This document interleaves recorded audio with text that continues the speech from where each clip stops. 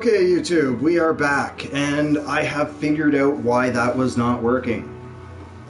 So, through this section of the game, things are actually going to start to play out slightly different. Also, one thing before we go on here, I wanted to show you one last place on this section of the map. As you can see right across the river from me, on the map it shows it directly north of Fort Condor. That cave right there, if you remember me mentioning you go and talk to some guy in a random cave, that's the cave. Okay? That cave right there is going to have a guy in there that will give you a special item. If you can match your number of deaths to your number of running away to your number of wins. I believe that's how it works out. I can't remember exactly. We'll get more into it once we get to that point. I'll look up all the information on it again. It's been a while since I've been in that area. As I'm sure you can tell by now, it's been a while since I've gone through and played through this game. Even though I have played through the game again, probably 20 plus times. It's just certain things we all forget shit, right?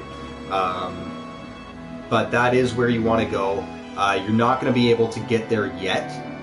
You have to wait until we get a car later on in the game, which is actually we actually get that car from Golden Saucer. So once we get to Golden Saucer, we'll end up getting this car, and also later on we'll be able to bring that car over to this section, and that is where we are going to go.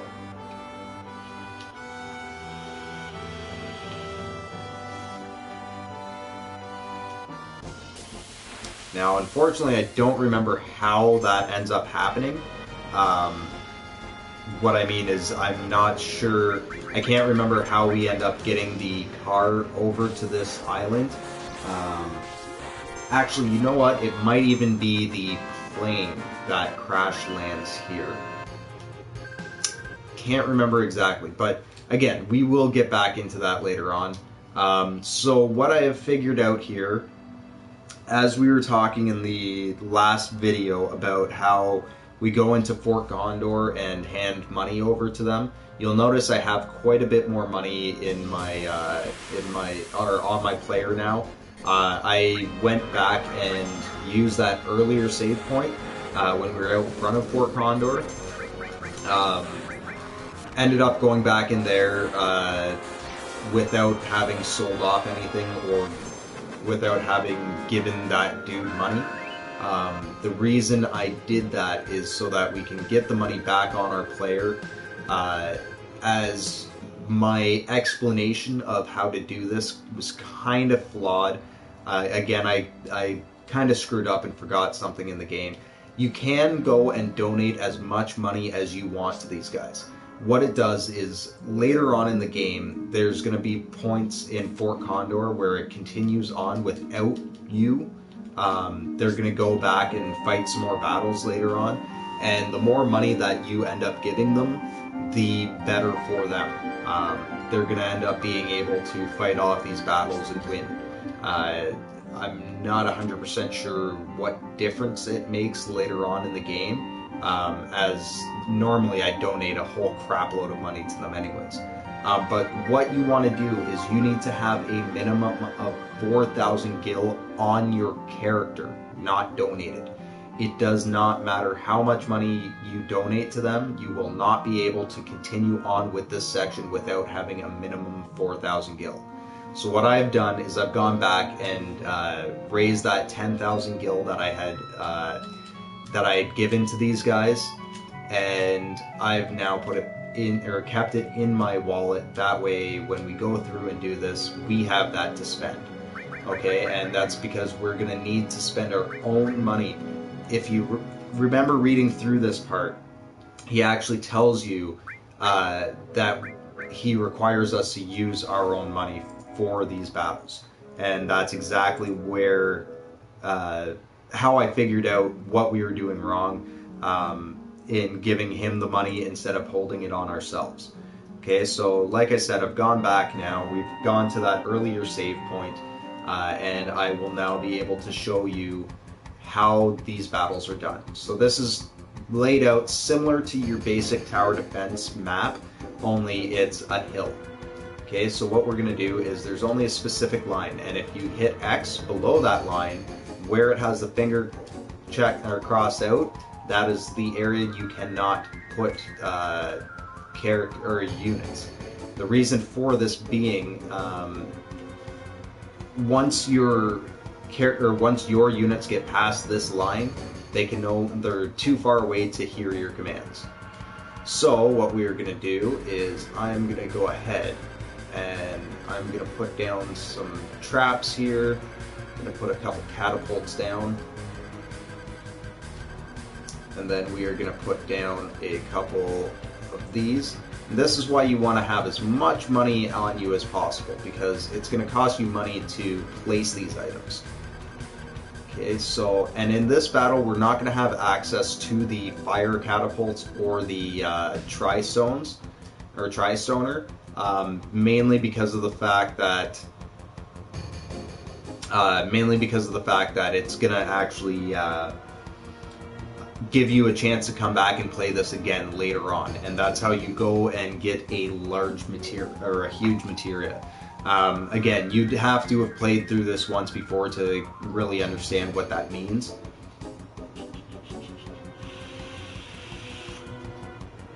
But without giving you too much of a spoiler, later on in the game there's going to be 4 huge materia that you have to collect, and the huge materia directly relates to the color of materials that you can equip. Okay, so you're going to have a huge red materia, a huge green materia, a huge blue materia, yellow materia, and purple materia. So 5 materia, sorry, not 4. And what these huge materia do, they actually give you access to all the abilities that you would find with the lesser materials. I'm not 100% sure with the yellow, blue, and purple ones, but the blue one I believe is Elemental All, or Master Elemental, or something like that. But your red and green materia give you access to every summon in the game, regardless of which ones you've picked up yourself. You'll have access to any summon, and you'll have access to any magic for that character that has that huge materia equipped. So once we get to that point, you'll see that that's a very big portion of the walkthrough. It's going to take maybe even an hour just on that one portion alone. Okay, but we're going to go back and continue on with this. I'm going to not start and not... Oh, damn, I already placed them. Okay, generally you don't want to put a worker right there. Those are your guys that set mines, but once we get into the battle we can move these workers around and stuff, so it's not a huge problem. Okay, but what I do want to put there is another stone thrower. But we're going to put it right here. Have it aim down that way. Okay, and then my tactic is generally anytime I put a stoner down, I'm going to put down a catapult as well.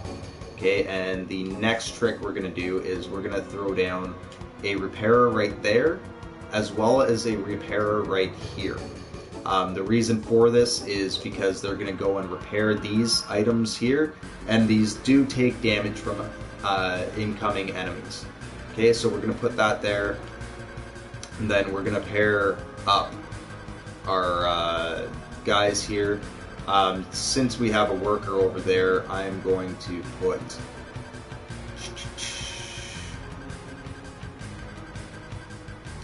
Beast loses to Barbarian, so we're going to put one of them there, and we are going to put a Defender there as well. That way we have a little bit of backup, a little bit of good stuff there. Our catapults, as long as we keep our guys in this general area, our catapults should take care of all the air enemies. Just in case, I'm going to go over here, and I'm going to place not one, but 2 archers in reserve. That way when we do get Wyvern out here, if we need to, we can throw a archer up here as well. But we can send our archers over to fight those Wyvern for our heavier guys. Okay, I'm going to put a defender here as well. That should give us more than enough to fight off any enemies that we're looking at. I might even throw in another fighter, or actually attacker there, and just to give a little bit more support to this side, I am going to put a fighter here. Okay, so that should be more than enough to take on any enemies that are going to come in this first run. Again, you don't have to follow this exact technique. Depending on how much money you have, you might not even want to come close to this, but you are going to have a minimum of 3,000 gil to start each battle, as that's the basic amount of things that you're going to... That's the minimum amount of enemies units you're going to be able to use. Okay, so you see here, you can go and select these guys, go to action, you can move them back up to the top here. I'm going to move him to right about here. I'm going to take this guy and I'm going to move him up here as well. And I'm going to take this guy and I'm going to move him up here as well. Because he is a fast moving unit, he's going to get there first. We have one defender down here already. These guys are going to stay in reserve up behind the catapults and stuff. We're going to take our repairer and move her right up here, because as I said before, we didn't really want to have her down that low. And as your guys get to their locations, they're going to tell you they're there. So you can hit circle to stay in the location you're at, or you can go and continue on in another area. But we're going to use our worker to go and set up some bombs up here. Our defender should be good there. We're going to move our archer up a little bit further up here. That way we don't have to worry too much about the enemy taking him out right off the bat. Okay, so we've got some beast up here. So now what we're going to do is, while we're in the battle, we're going to look at our characters again. These guys beat beast, so we're going to keep him down here. It's nice to know. We're going to take our... Come on, let me slip. Not our fighter, but our attacker, if we can get a hold of them. It's a little bit difficult when they're all bunched up like that. I'm actually going to move my fighter down here because they are good support units in battle. Come on. Our defenders are weak against beasts, so we can just leave them there. I'm going to place another bomb, or not. I am not going to place another bomb. There we go. I forgot that it does that. Alright, so we can move our attacker down here. He's fairly quick, so it shouldn't take long for him to get there. We're going to take our worker. We're going to move him straight up to the top. We're going to take our defender, move him out of the way as well, up here. And then we're going to take our attacker, or our secondary attacker, bring him down where that defender was, so that we have more area. Our shooter can stay there because he does have some distance attacks, and we do have some wyvern coming in as well, so we are going to want them in place as well. Okay, and one more thing we're going to do is we're going to put another shooter down. Okay, so we've got more than enough in reserve here. We've got all our guys set up in place right where we want them. We've got a couple enemy coming up the side there. So the one last thing I want to do here is I'm going to go up here. We're going to place one last stoner, just to throw it down there. Give these guys a little bit more support. We're going to move him over here to cover that alley. We're going to move our shooter up a little bit.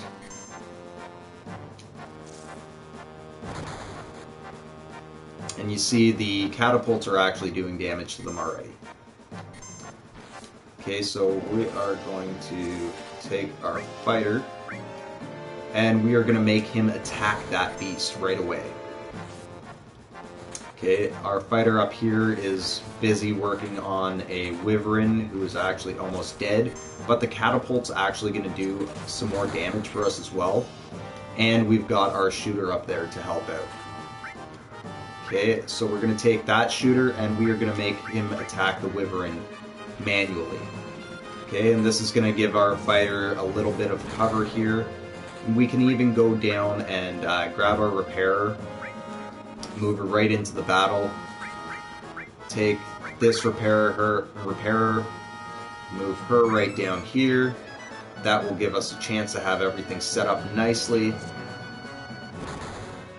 give us a chance to fight off anything we need to, and also repair or heal our attackers.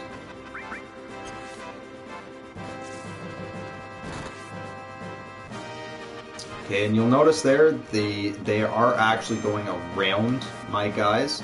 So what I'm going to do is I'm going to go up here. I'm going to place one more attacker. And I'm going to take him and move him directly down here right away.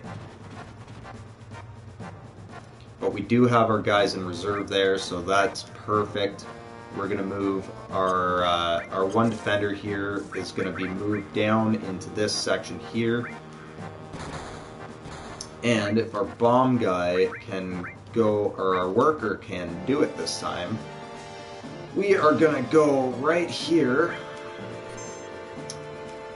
And once they get to the position we want,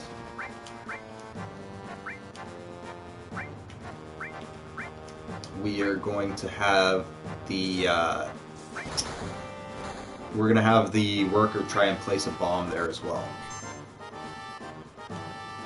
Okay, but we do have our archer here, so we're going to take our shooter, go and manually attack this dude.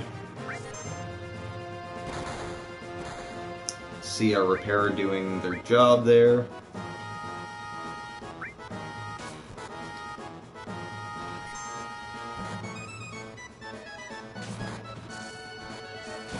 Okay, and we're in pretty good health here.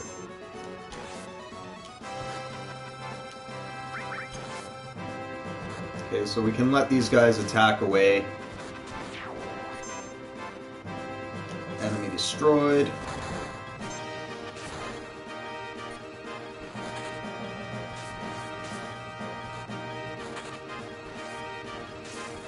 Okay, and let those guys duke it out. We got quite a bit going on down there. There's another enemy down. Another enemy down. Now your red bar on the side there is actually telling you how far away these guys are. You can also go around, and as you see there, you can reposition your weapons to allow them to actually hit what you want them to. Okay.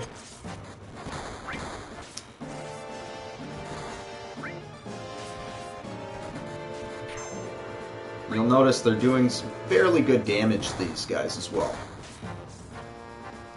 Oh no.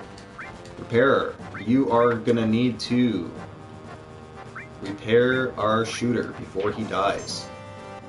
Oh, and he's dead. Why are those guys not attacking him?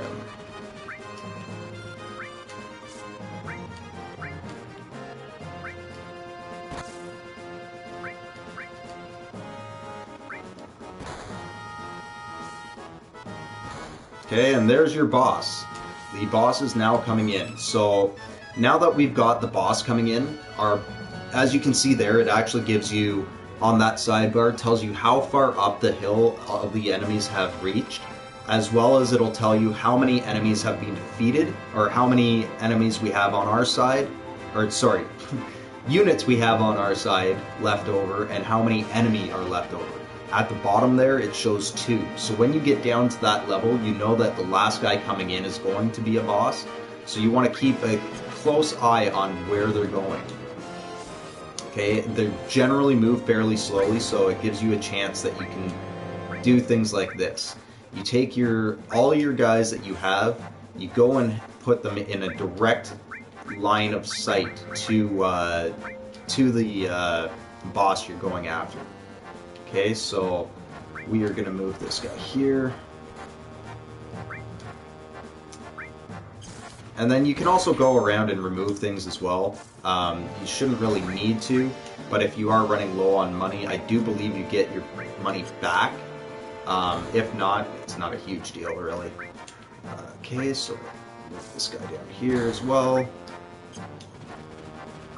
We're going to move this guy down here as well. And then we are also, while we're at it, we're going to go take this catapult and switch its direction back to the original direction. We're going to take our last archer and move him back down here.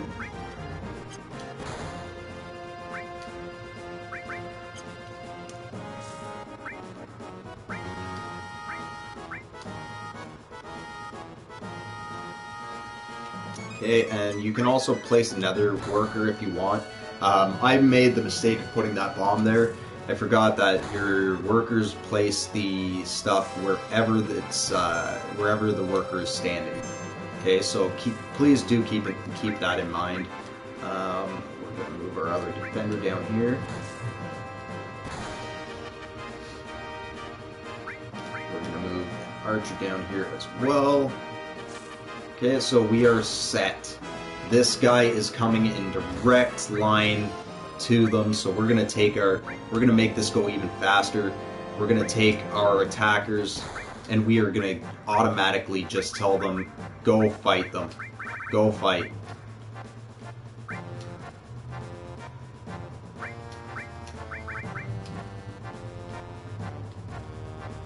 Attack that boss. You go and attack that boss too. You notice how smoothly this went. We lost one character, and that was simply because I was not paying attention to what was going on. We're going to take our defender. We're going to get him to go down there and attack that boss as well. We're going to get our archers. We're going to tell you, go fuck that guy up.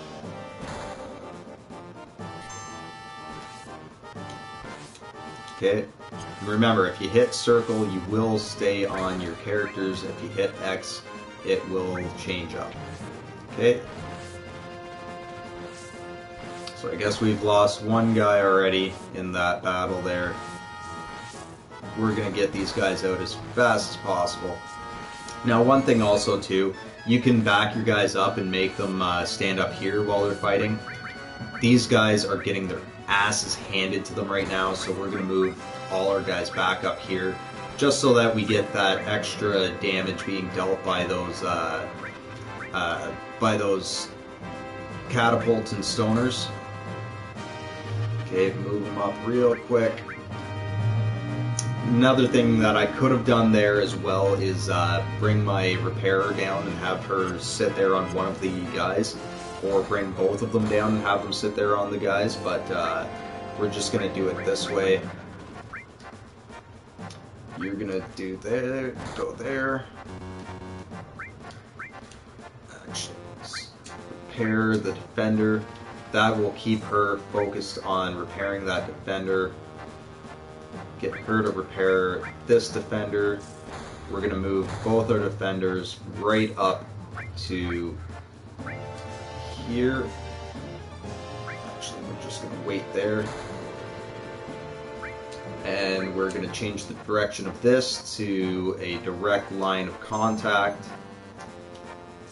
We are going to change... No, we're going to keep that the way it is.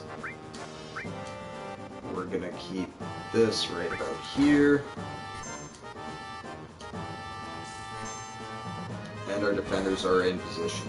So we need to make sure that our repairers are out of the way, but still able to do their jobs.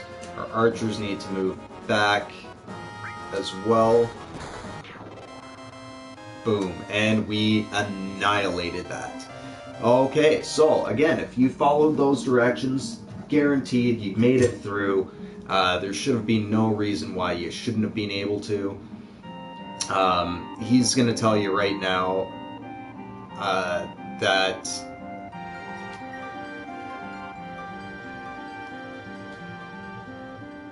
oh, nice, and we get 3,000 gil back as well.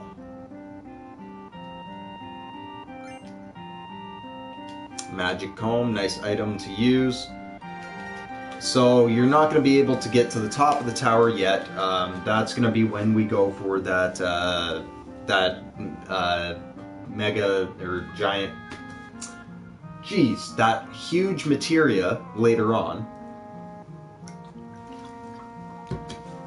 But for now, we got a magic comb out of it because we kicked ass. We got 3,000 gil back as well. That's what was left over from our fighting, or from what we were spending, as well as money back for how many soldiers we have left. If we had have had everybody left, I guarantee you would have got more back. I'm not exactly sure if there's a cap on how much you get back, but that's it. Okay, so what we're gonna go do now is we're gonna check out what that magic comb does. Oh, and it is a weapon for Red 13. Why his weapons are combs, I have no idea, but it's just his thing, I guess. Because look at that hair. How can you keep that hair as nice as it is without a comb? Okay, so here's another thing that I have not explained yet. The growth at the bottom there. I kind of touched base on this in the earliest, in some of my earlier walkthrough portions. But this here, the growth, depending on what you have equipped, it will change how fast your materia gets AP. Whatever materia is equipped to that item gets the growth double or whatever else there is there. Since we don't really need to have anything else slotted to them, double slotted, what we're going to do is we're going to switch that out. So it does break up your pair here, but all you really have to do is switch them around so that your restore is still all and you still have magic. But now that we have it like that, we have our fire will increase in AP at double the speed, our Choco Mog will get double the experience, and our long range will get double the experience. Okay, so it helps you out if you want to level up your materia as fast as possible using those doubles. A lot of the time I find that if you have something that increases it by double, you're not going to have very many slotted materia slots in it, or combined materia slots. So it is a little bit more difficult. But you did just get a new weapon for all that battle use, or all that battling we did. Okay, so that is why we want to go there. And each time you go back, I believe you can go back and do more battles at any point in the game. But it's also going to cost you money, obviously, and you're going to be able to get some cool little items with it. I will actually look that up right now.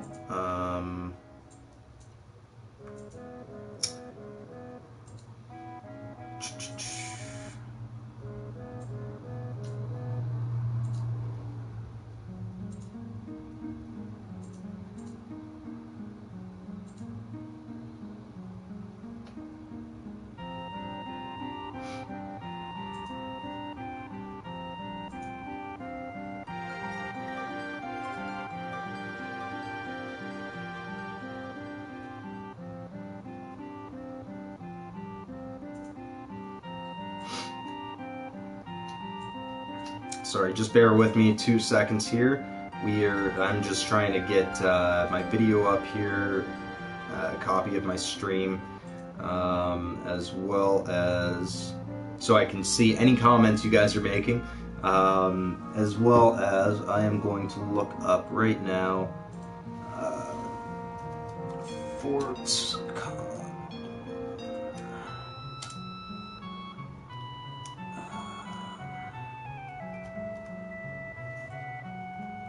Fort Condor prizes.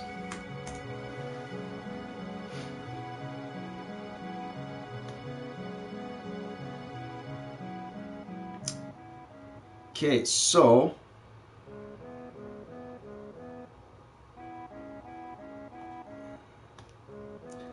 basically what happens is you can go through, you can give them funding. They're going to go and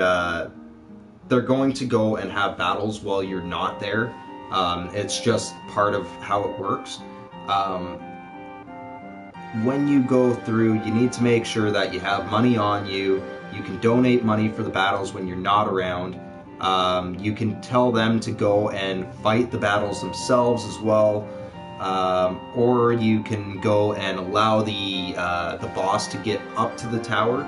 If you do that, you actually go and fight them yourself. Okay, so what it'll give you is you'll get a Vagarist Claw. It adds the Petrify status to one target. Okay, so it's something that you can throw and use in battle. Alright, but the only way you get that is if you allow the boss to get to the top of the tower and you go fight them off yourself.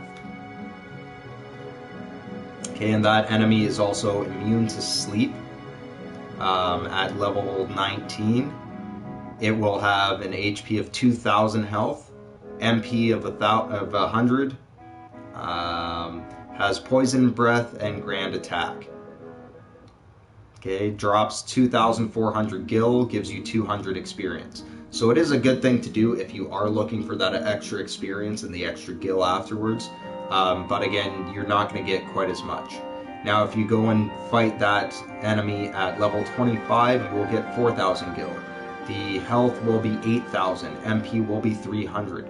And alternatively, your last time that you can fight him at level 37, or the last level that you will generally meet this enemy, you will be level 37, or it will be level 37, 8,000 health, 300 MP, gives you 800 experience instead of 400, which is the level 25, as well as it'll give you 80 AP, and your gil will be 9,600.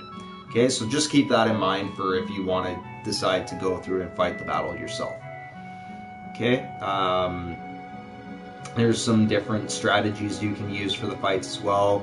Feel free to do whatever you want. After your first encounter, you will get the magic comb. Before getting into the water with Mr. Dolphin, you can go back and fight him again, or fight that again, or do another battle for Fort Condor, which will give you the Peace Ring. Okay, that Peace Ring will, it actually protects against confusion, berserk, fury, and sadness. So it's a very good item to get. You don't need to get it, but that is what you'll get. But that is the second Fort Condor battle. The third Fort Condor battle, you will win an ether, but the game will tell you, after you get into the water with Mr. Dolphin, but before you get onto the beam, you can go back and fight again, and you will get an ether, but the game tells you get a tincture. The fourth battle, after you get the buggy, but before it breaks down in front of Cosmo Canyon, you can go back and fight again, and you will get a Mega Elixir if you win. Okay, fight 5, you get nothing. You get five potions, but it says that you get... it says you get 5 potions, but you don't get anything.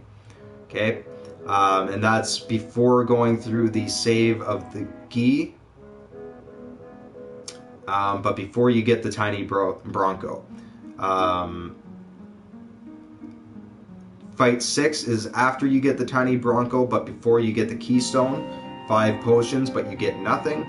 Fight 7, so those two you can skip completely. Don't even bother fighting them. You just continue on with the story to that next section. So You will get another weapon after you go on the date, but before you put the keystone in the altar at the Temple of Ancients, you will get a Super Ball. What the Super Ball does is it is a long-range weapon for Yuffie. Simple as that. Okay, now that's fight 7, so that's after you go on the date. After you go on the date, but before you go to the Temple of Ancients. So again, once you get to this point in the game, you're pretty much free to roam around the map as much as you want. You'll be able to go and take boats back and forth from Junin and stuff like that. It'll give you the option to land on the other continents as well. And in that portion of the game, you'll actually be able to start doing your chocobo breeding. So do keep that in mind. Keep in mind where you are in each of these areas. If you need a written walkthrough for the 4 Condor battles, go to, I will put a link into the description.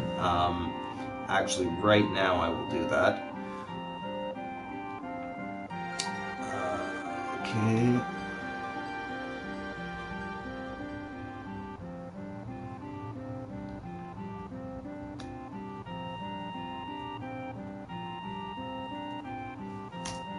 But yeah, if you do need a walkthrough, I am putting it in the description right now, where you can get that.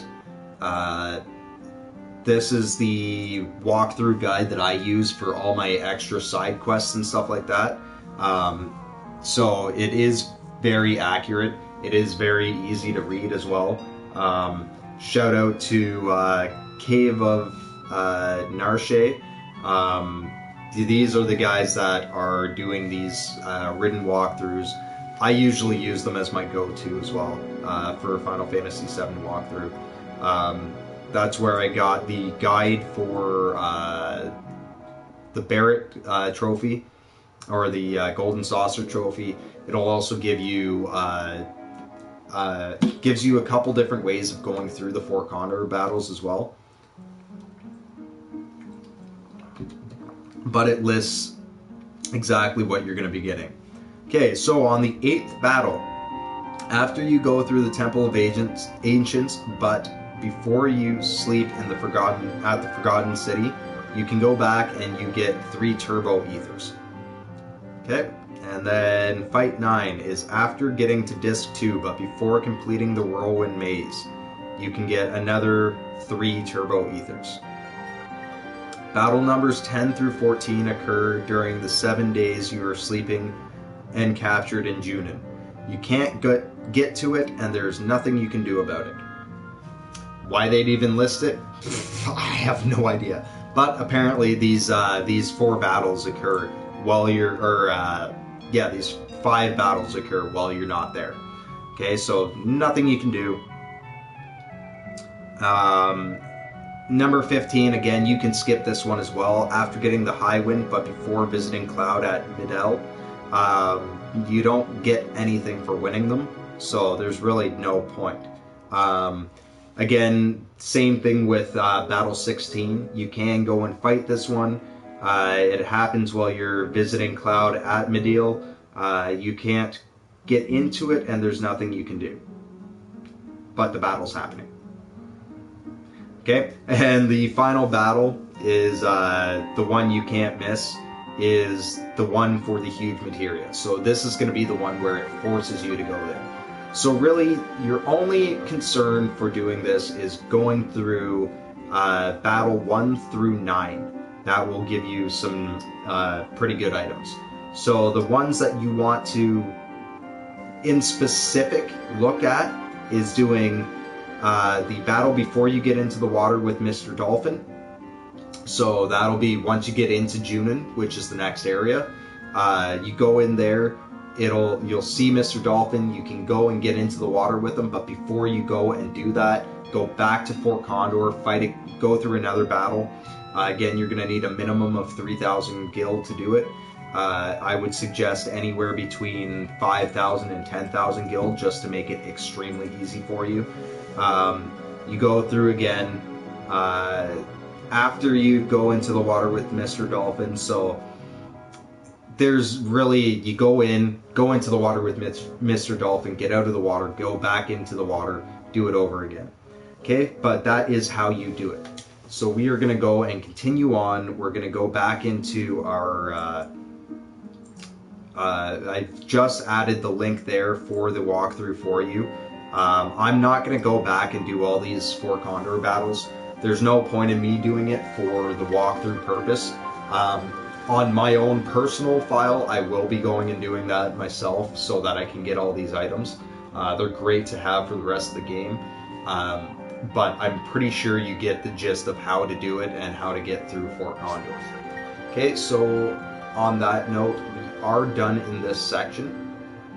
I'm going to continue on with the walkthrough, just because that took so long to do. You pretty much, if you didn't want to know how to do the battle, you can just skip through all that stuff, obviously. But that is the gist of that. Okay. So now that we are done that, I'm going to throw on no encounter just to make this go a little quicker. Throw on some triple speed. Now, as you're going through these areas in the world map, you'll notice how the ground changes in the way it looks. If you get into battles in each of the different areas, you're going to find different style of enemy. So if you go into the bushes here and get into a battle here, I'll even turn off this. You'll notice that your area around you that you're fighting in looks different. You got a couple new style enemies in here, and a larger number of enemies, because running through the bushes, we don't know who's going to be able to, or who's watching us, or anything like that. Okay, but we're just going to power through these. Also, these guys have no weaknesses or strengths, so don't even worry about it. They're fairly weak enemies as well. You will find those guys here in the bush, as well as along the beach. Alright? And the enemies that you find in most of these areas, or in the general area, you will find in any of these general areas. So these guys here, you will find them on the beach, on the dark patches, and in the bushes. Okay? The winged guys you will also see there. The flying guys, I believe you will see them anywhere as well. But when you go to the rocky part by Fort Condor itself, you're going to see a couple new enemies there. Use sense on them, just double check them. On the beach, you'll find those weird looking starfishy type things. Alright? So we go into June in here. This is going to tell us how we're going to get onto the, or not onto the airship. We are going to be taking a boat over to the next area. But in order to do this, oh, go back in there. In order to do this, we need to go around, talk to some people here, but we're going to need to find the person that has a whistle, and it becomes a little bit of a difficult walk after that. Okay, but like I've always told you guys, go through each of the houses, check out stuff in the houses, because you can find some pretty cool items and stuff, hidden items and things like that. I'm pretty sure this house is empty. Yeah, it's fairly empty. You're not going to find things in every house, but majority of the houses will. And you'll notice there he's talking about going to the southern continent. The only way to get there is by Shinra's ship, which is what we are going to attempt to do. Okay, so this building on the right, as soon as you enter, is the weapon building, or weapon store. Doesn't have any weapons, except for a grenade, but it does have mithril armlets. So if you haven't gone through and equipped one on each of your character, which I have, but if you haven't, this is a good place to get them back, or get some more. Obviously, Phoenix Stones, potions, grenades. Grenades are fairly decent against one enemy. I think they do about 100 damage. They might do more than that depending on your level and whatnot, but it's generally about 100 damage. Tents, things like that. Okay, your grenades, you want to... The only reason to have grenades in your inventory, really, is you will have the you will be able to do more damage with them than you can with standard attacks with certain characters like, I don't know, maybe Eris, who has a really low physical or really weak physical attack and is mainly a magic user.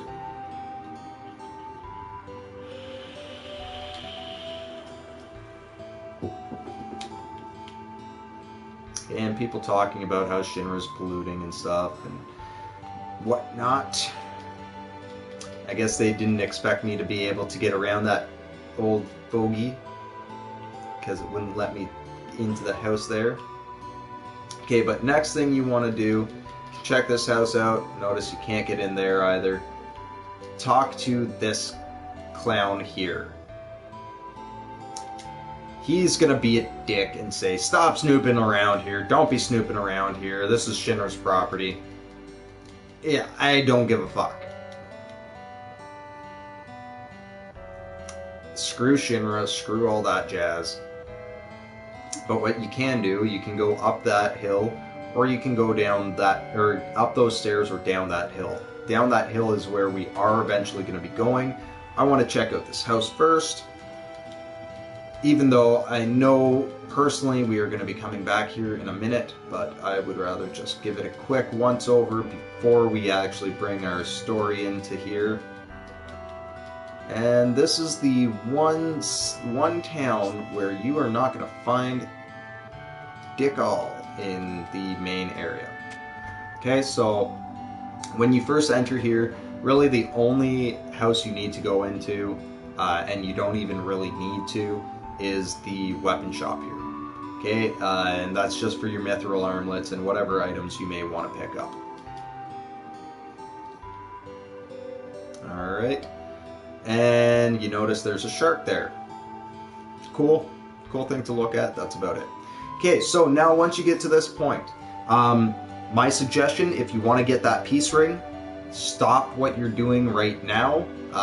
Before you go and do any more in here, go back to Fort Condor. You will get that peace ring for going and doing a battle now. Okay.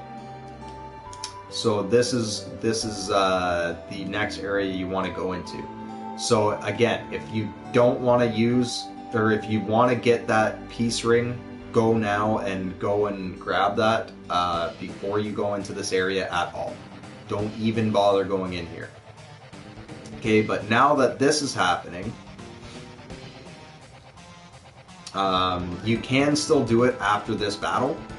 I do believe you can finish this battle off and then go and fight that, but you notice how you run into the water there, so I would suggest going before this, because we are going to be using that dolphin fairly shortly to go and do the rest of this. Okay, but before we do anything, I'm gonna go. I did a round of attacks against this guy already, but we're gonna use sense on him, and I will show you what his weaknesses and strengths are. This guy has a very strong tsunami attack that he's gonna use in a bit.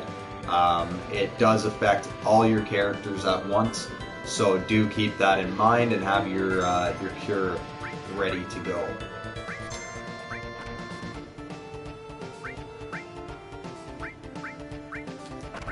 I am going to go use an enemy skill flamethrower on him, and then I am going to use my sense. And then I am going to use Chocomog. 214 damage with that, eh?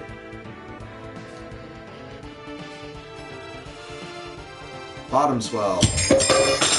1400 damage, weak against wind. Go figure, he's a water enemy, but he's actually weak against wind because, lo and behold, he's flying. So remember, enemy are weak against wind.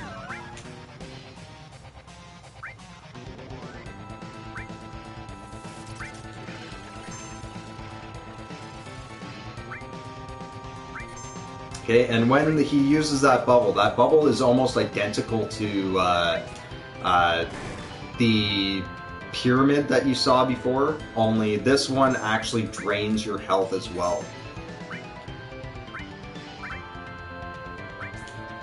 And you have to go and... oh, Is it the water polo you hit, or is it the character? Let us see here. There's that tsunami attack I was talking about before.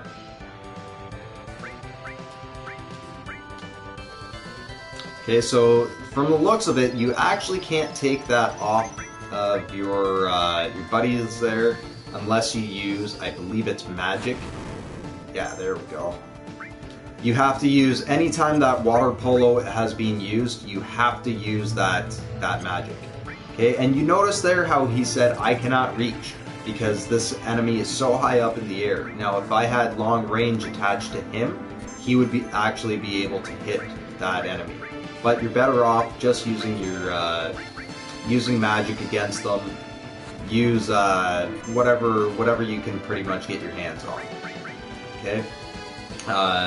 Barrett's Limit Break is a good one to use. What else? If Barrett has a gun arm attached, he can use his gun arm instead of using a physical attack. And use your summons, obviously. But again, until you raise your summons up to a high enough level, you're only going to have one per. So it's not really effective to use summons all that much. You're only going to be able to use your summon once. Okay, but if you're using your limit breaks on a regular basis, you should be alright with just doing that. Okay, so we're going to use some cross slash here. I actually meant to cure Cloud there, but that's okay. And you'll notice that your limit breaks still hit the enemy regardless of how far away they are. It's a good thing to keep in mind because you'll actually be able to use that later on. And there you go. Now, every time this enemy dies off, that is what happens. They'll use the tsunami first and then die. So keep that in mind as well. If you want all your characters to be able to get experience from that battle, you want to make sure you keep an eye on his health throughout the battle. And as soon as he starts getting low, start spamming your cure.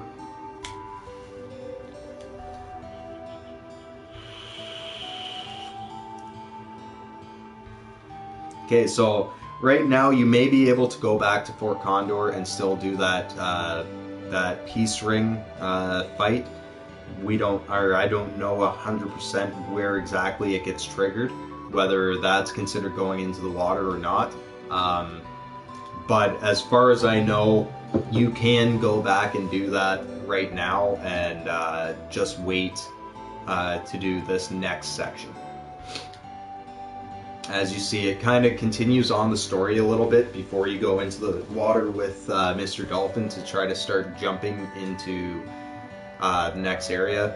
As you'll see later on, you have to use the whistle to call in Mr. Dolphin. So that's what I think it is referencing. It might even mean that you have to go and do this section first before you can do that battle. That's up to you to decide on your own. Again, I'm not even going to bother going back to Fort Condor until we need to. Okay, and with this, you want to make sure that you're not inhaling too much, but you're inhaling enough to do something. Because if you inhale too much, you're going to burst her lungs, and you're going to burst your own, or you're going to pass out.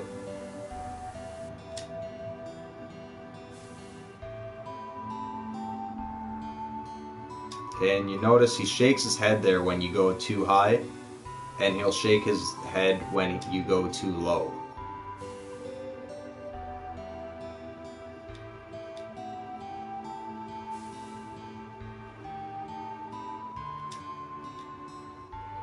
Oops. And try not to double tap because it does absolutely nothing. There is a little bit of a lag before he starts inhaling. But right about there is probably your best bet.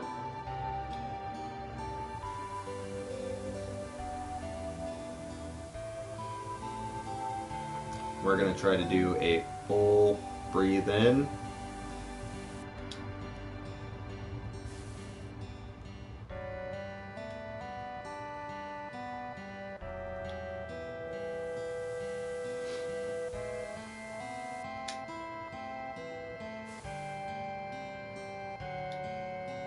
This is actually the worst CPR I have ever seen being done. There's no chest compressions, all breathing. You would have passed out by now. Just doing so many breaths, one after another after another. You're practically hyperventilating, for Christ's sakes. But yeah, that's basically all you have to do. You just keep blowing into her lungs, keep it in that blue range, and you should be alright. If you let it go too long, you will black out.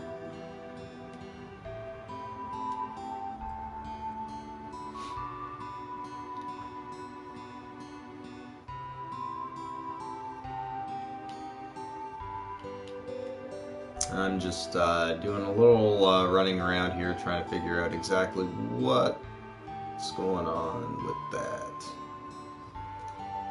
Okay, so we're going to come down here, go towards the water. You'll notice all this stuff around here where there's like towers and stuff leading upwards. That is where we are trying to go eventually.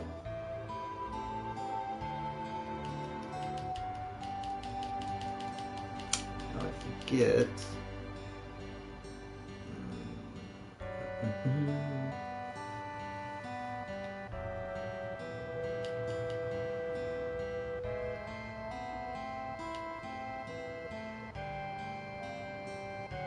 right.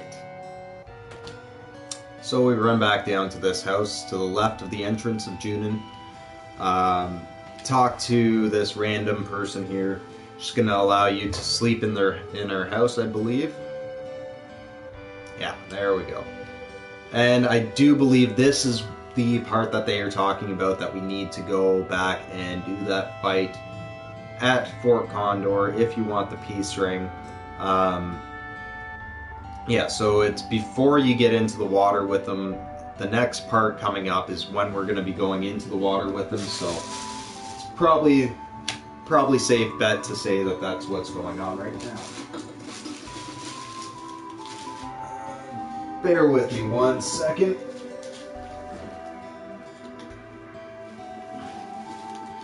Alright, so we are going to relax a while. Let's rest. That way it'll also heal us up after that boss battle. We won't have to use a tent, and it's free to stay here, so we're not paying for anything.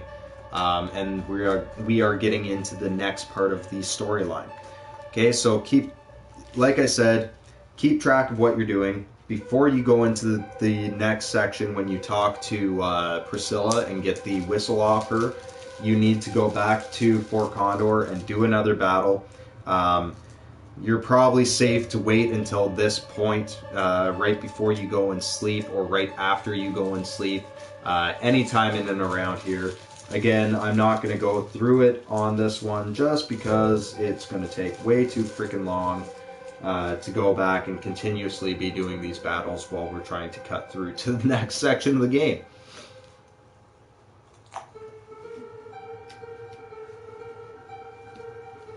Nibelheim! I love the name of that town.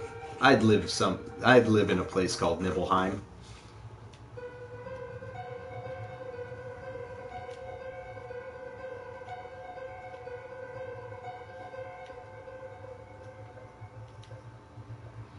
See, this is now foreshadowing. Why didn't you try asking Tifa? I can't really remember what happened then. I can't really remember why we didn't spend time together alone. Can't figure it out, right? Great part of the game. And here's the rest of that. When Sephiroth and I went to Nibelheim, where were you? We saw each other, right? The other time. No, it was 5 years ago, I don't remember. But something seems strange outside. Cloud, come quick. Okay, so there you go. That basically shows you a little bit into the fact that Cloud's memories aren't quite what he thinks they are. They might not be 100% accurate. Sorry, I didn't mean to run out there. But this is a great time to go back to Fort Condor as well. Okay, just keep that in mind.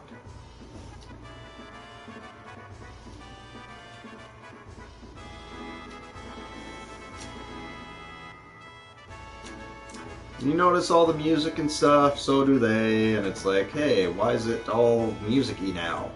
It's because there's a parade going on, silly.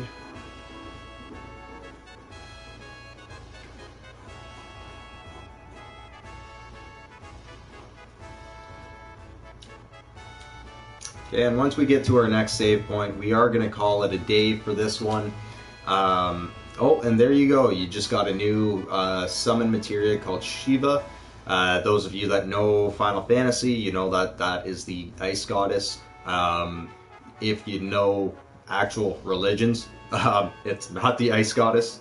Or I guess it might be, I don't know. But Shiva is an actual goddess in, I believe it's the Hindu religion. I'm not 100% sure though. So feel free to correct me on that one. It's up to you. But these games definitely do use a lot of actual gods as their gods from various different religions as their summons. Between Bahamut, Ramos, Leviathan, Alexander, Knights of the Round are not a god. It is, though, it does have to do with Arthurian legend, which is one of my favorite style of story. I've always been huge into the Arthurian legends, so that's always been a nice one for me.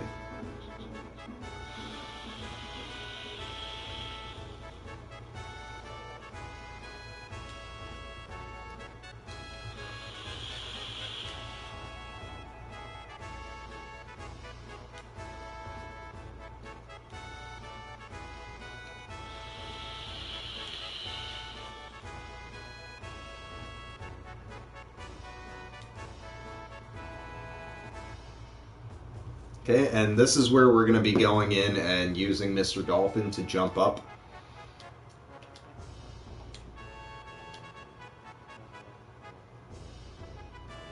But I am going to go ahead and save here.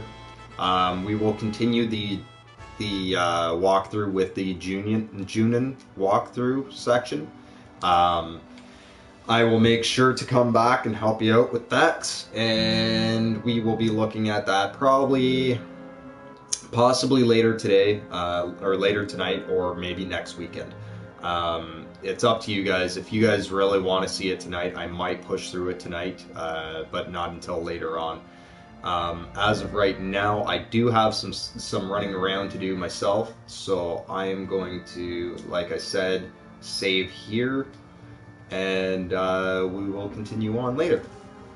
Okay, but in the meantime, as you well know, and as I have told you guys before, this is Tempest Panther. Thank you for watching my channel. Like, subscribe, comment, let me know what you guys want to see.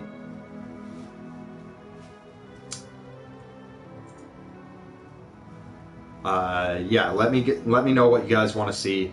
I have no problem switching some stuff up for you guys. That doesn't bother me at all. But until I see you guys again, this is Tempest Panther. Thank you again, and we'll see you next time. Peace out. Blessed be.